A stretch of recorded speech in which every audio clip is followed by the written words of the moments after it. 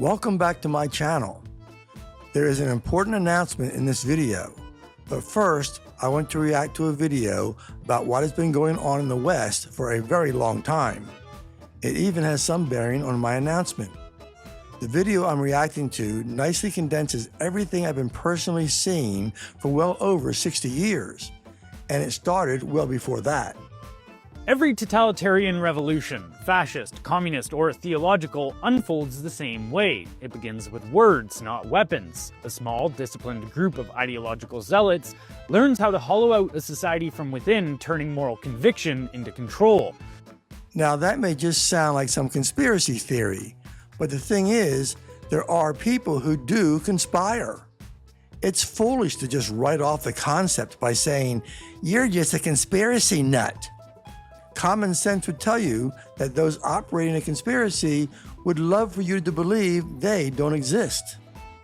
I remember during the height of the Cold War against communism, an American who asked a former communist what strategy communists use to subvert a nation from within.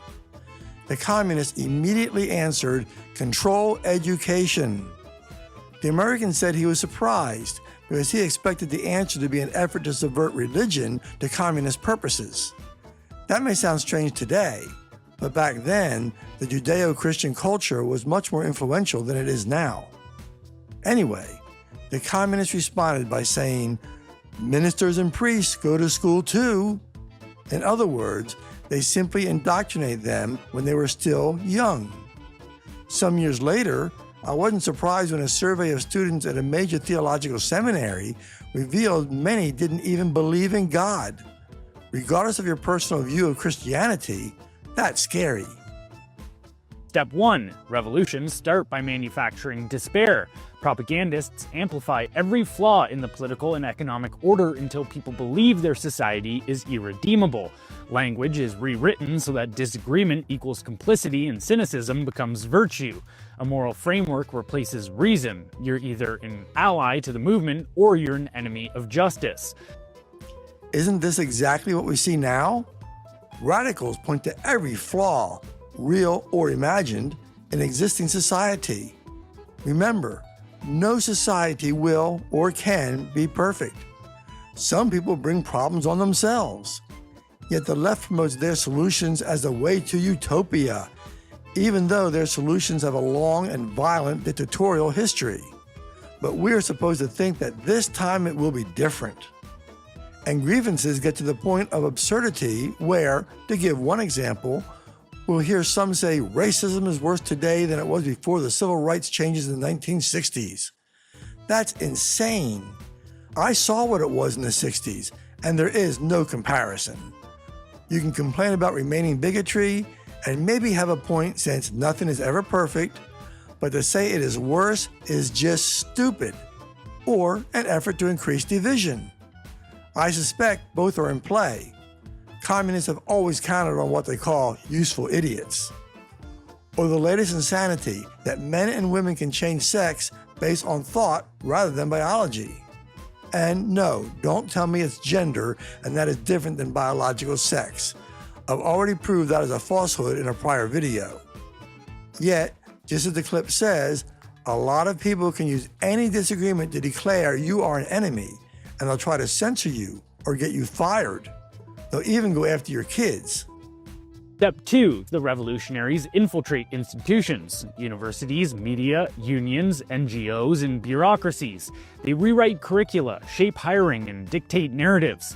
Once they control language and gatekeeping, the battlefield is won before the fight begins. Institutions that once rewarded merit now reward obedience. I remember in the 1960s when students were demanding that we should allow communists like Fidel Castro to speak on campuses because different views should be allowed in the name of tolerance. But now that generation and the next has control of education. And what do we see? Professors who are overwhelmingly on the left. Students trying to block conservative speakers, sometimes with violence. And then the administrations declare they can't allow the conservative speaker because of the risk of violence to students. Violence coming from their own side. Leftism in education has led to students complaining about the greed of the rich, while they are demanding someone else pay for their college loans. It's the students who are greedy. Likewise, they supposedly want peace, yet polls show high percentages are okay with violence, including murder, against people whose speech they don't like. They'll even label speech as violence, while they commit or support actual violence. If nothing else, it shows you how, with enough control, you can get people to believe the most ridiculous things. And the left has that much control in education and every kind of media, news or entertainment. Step 3. With culture secured, morality becomes a weapon. Activists build networks and front groups, seemingly humanitarian or progressive in mission, but ideological at the core. They launch boycotts, media campaigns, and outrage cycles to destroy opponents. The public learns that silence is safer than dissent. Well, we've certainly seen a lot of this happening. We also know that for quite some time, conservative professors, or what is left of them, have tended to try to keep people from finding out they are conservative, because leftists hire leftists and try to get rid of anyone else. Same happens with actors. Or look at the news media. For many years, surveys show reporters overwhelmingly label themselves as Democrats. All this and more let the left use their supposed morality as a weapon to destroy opponents, with full support from the so-called news media. Step 4. Exhaust and polarize society. The population is then divided into saints and sinners, victims and villains, oppressors and oppressed. Neutrality is treated as betrayal. Constant crisis and moral theater wear people down. Bureaucrats and corporations submit to survive. The system begins to cannibalize itself. Policy becomes penance and truth becomes dangerous. Isn't this what we see? Pretty hard to ignore when you see people calling others Hitler and fascist, while asking the question as to whether, if you had the chance, would you have killed Hitler early? Hint, hint. And note that even after murders or attempted murders, those on the left don't tone down their rhetoric. And yes, it is also intended to wear the average person down. Step 5. Once civic life is weakened, revolutionaries shift to violence. Sabotage, intimidation, and guerrilla tactics emerge under the banner of resistance. Attacks on property and authority are reframed as justice. The movement is no longer seeking change, it's enforcing power through chaos and fear. As I said earlier in this video, the left has large percentages of people who think violence is perfectly appropriate in response to speech they don't like. If someone who just tries to engage the opposition in debate, like Charlie Kirk, is killed, look at how many people just say something like, "What did he expect?" as if he was wrong for using his free speech. Or look at how actual violence is called mostly peaceful, as long as it comes from the left. What you don't see is how many conservatives will thus be afraid to speak out publicly. To the left, that is a feature.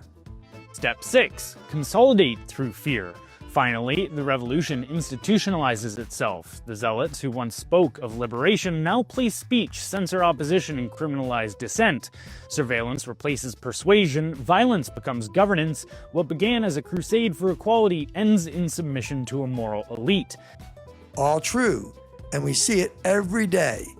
And it is always the case in the steps to totalitarian government. This pattern has repeated across centuries, from Lenin's Russia to Hitler's Germany to Mao's China to the modern ideological cults of the West.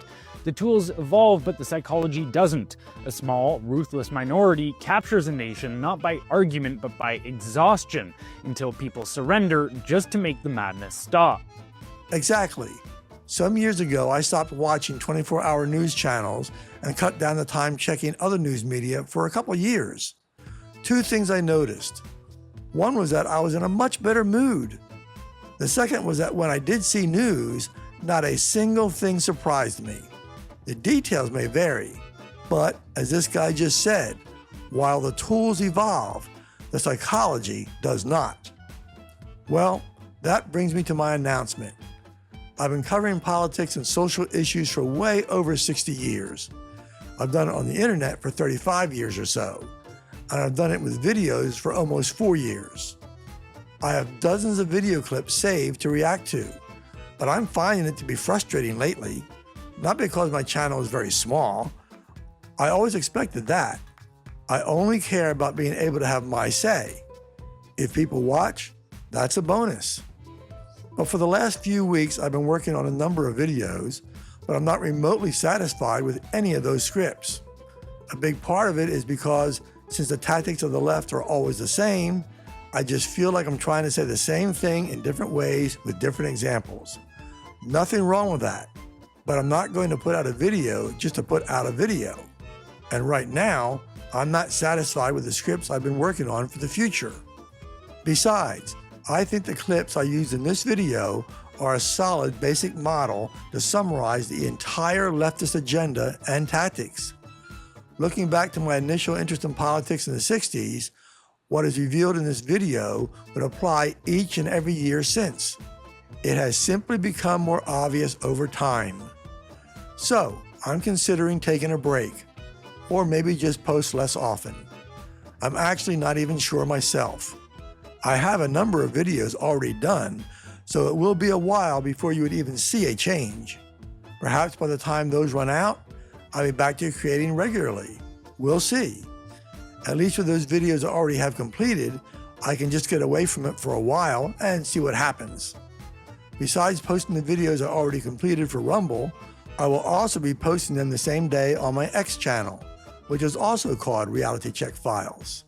However, on X, I'll also be posting some old videos on other days. Some of the oldest of these videos for X have been redone. As I said in my early videos, I'm not a good speaker. I've gotten better, but when I watch those very early videos, I hear a guy who is pretty monotoned. So some I re-recorded just to sound better, but I also have rewritten some. Remember, the examples of events in my videos really aren't dated. That is, even old examples still nicely demonstrate the tactics I want you to see. They don't change. The examples are secondary. The tactics are what's important. Thanks for watching, and don't let the trolls stop you from speaking out.